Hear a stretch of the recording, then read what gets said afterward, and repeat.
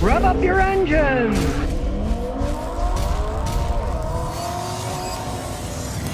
All right, people say good thing about Ford trucks, bad things about Ford trucks.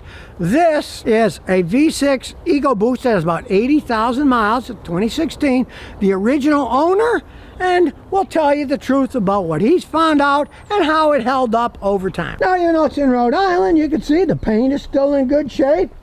The wheels are still in good shape. The only thing that I'm really mad about is that back window.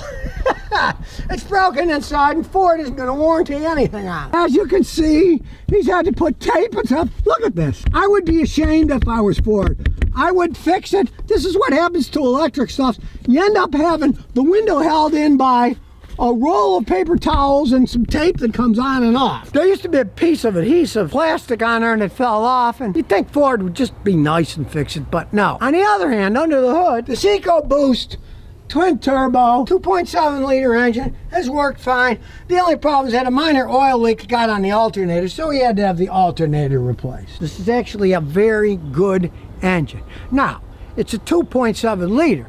So, it's not insane horsepower. With the twin turbos, it still has 325 horsepower. That's a lot of horsepower, people. Now, yeah, it's not a V8, but he's not using this to carry 10,000 pounds either. It serves his purposes. He did want the four-wheel drive on it because he takes his mother to Vermont and stuff, and so in the snow, he doesn't want to get stuck or anything. But 325 horsepower is plenty enough to get you around. Now, it's a Ford truck, so it uses gas. Johnny gets about 18 in the city, 21 on the highway, driving at normal speeds. This is still an older one. It's got a basic transmission. So the transmission is a 6-speed, but it's a pretty reliable 6-speed. And realize, of course, this is a four-wheel drive vehicle. So, you're going to get worse gas mileage, more friction, more weight. But I do have to say, if you're the type of person that wants longevity, you're going to love the 6-speed versus their 10-speed. The 10-speed automatic, they put in almost all of their trucks now, has had nothing but problems throughout history.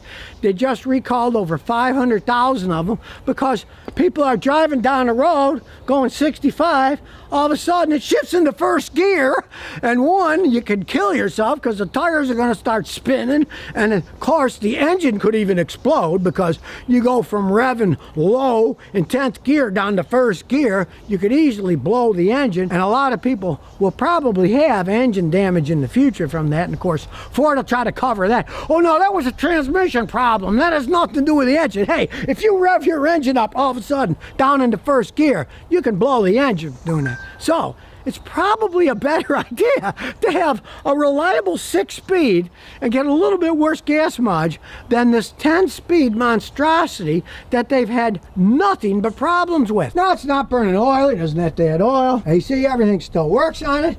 He's happy with the truck aside from that window in the back. You know, he doesn't particularly like that. Well, another thing he hates is the start-stop, and I kind of agree with him. That start-stop is enough to drive you crazy. But the weird thing, he says, if he doesn't put his seatbelt on, then the automatic start-stop doesn't work. But that's not a good idea. Maybe just reach over there, make it a habit of start the car, push the button, turn the automatic start-stop off. Most of the wear in your car is upon startup. The oil's in the bottom of the engine's got to be pumped up to the top. The top runs somewhat dry until you get it full operating. Do you really want to keep turning your car off? Turn it on, turn it off, turn it on. You don't. So he pushes the button all the time. I would, and I would find it annoying. Although I'd probably just train myself. Start car, push button. Start car, push button. And after a while, it'll become ingrained in your finger memory, and you'll just start car, push button, and turn the stupid thing off. Now, positive things here. It's got a real key. Check it out. Real key. And it's got all kinds of things on it. Four-wheel drive, you can go two-wheel high, four-wheel high. As I previously said, it is a 6-speed automatic, and they're pretty well built. With all the buttons there, cruise control, speaker. And of course, you can play with all these things here if you want. Whee, go all over the place. Look at all kinds of stuff. Typical F-150. Got a lot of space in the back. He's got the seats up to put things in. A gigantic armrest with a cavern inside. You want to drive like a maniac? You can turn your traction control off, and it will tell you traction control off. And it's nicely set up so you can see things good. You get the oil pressure right up there. Coolant temperature. Gas gauge. And the oil temperature too. You can see it's still idle smooth as silk.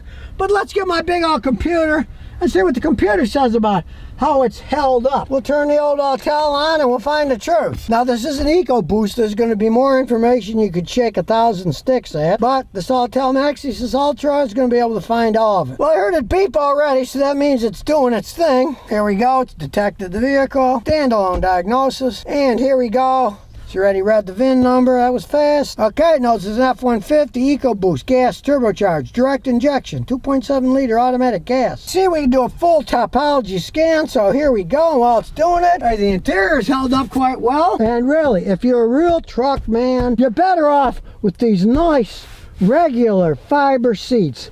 They can take a beating, you can clean them, they hold up, and it's still ultra comfortable. It's only got 3 trouble codes, so let's see what they are. Accessory protocol interface module. The owner told me sometimes the screen doesn't come on, so let's see what those trouble codes are. It's a Ford, so it goes through all these protocols. Sometimes it even beeps the horn. So it takes a little while to get the codes. And it says control module, so the control module for this has acting a little funky. Do you really want to spend a bunch of money buying a computer control module and reprogramming it? No!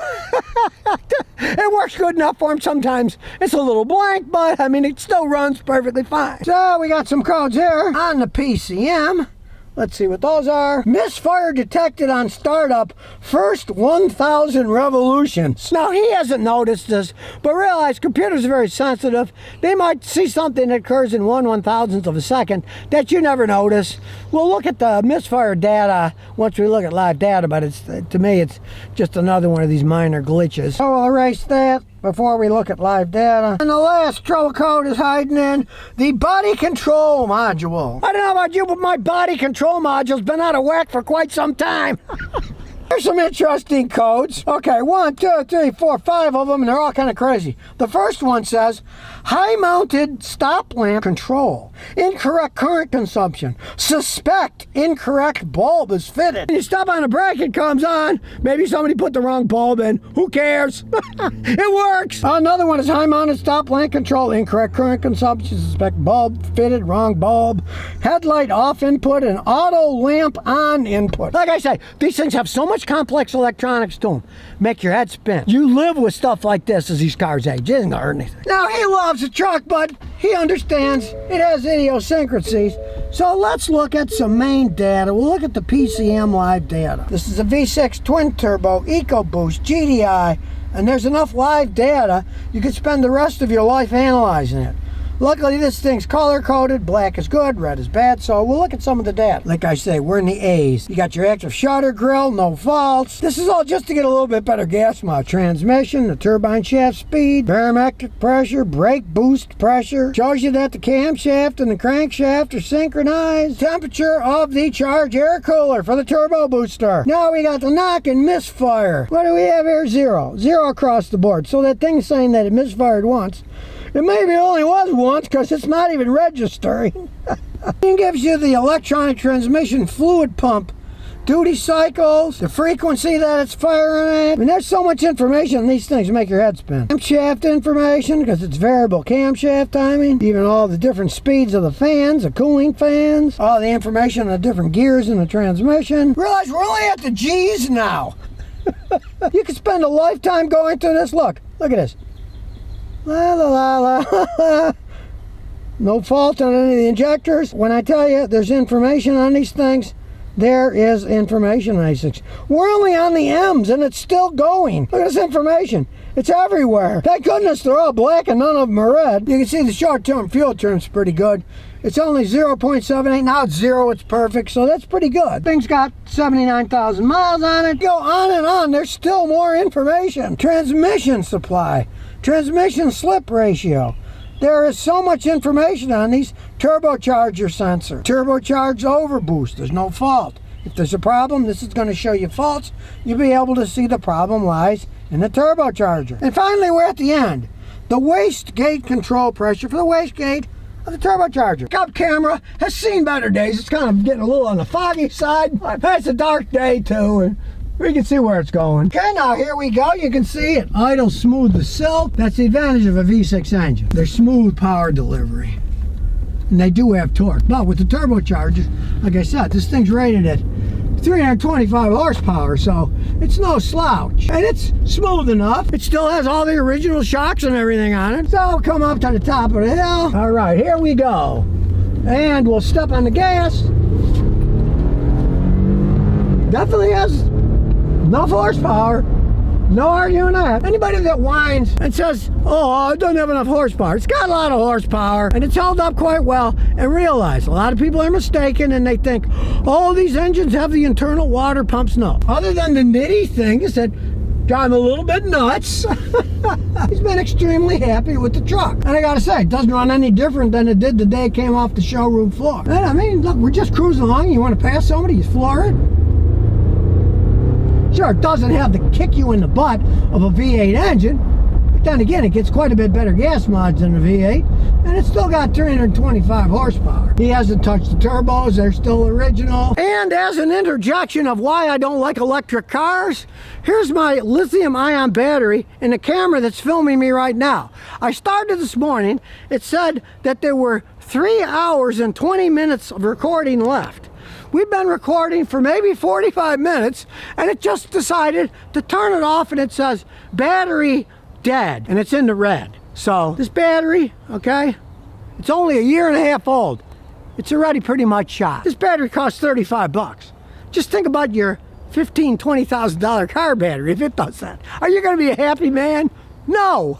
So think twice before you buy any large electric powered lithium-ion battery machines. You may be regretting that decision down the line when the battery goes, or you're in the middle of a trip and instead of me going in the house and getting one of my spare batteries, you're stuck on a highway with a dead electric car. But going back to this F-150, the owner's happy with it. It's running smooth. Yeah, some of the crazy things, the console sometimes comes on and off. Crazy sliding glass window in the back is broken, but it's still solid. That 6-speed transmission, infinitely better than the 10-speed junk they're putting out these days. So if you never want to miss another one of my new car repair videos, remember to ring that bell.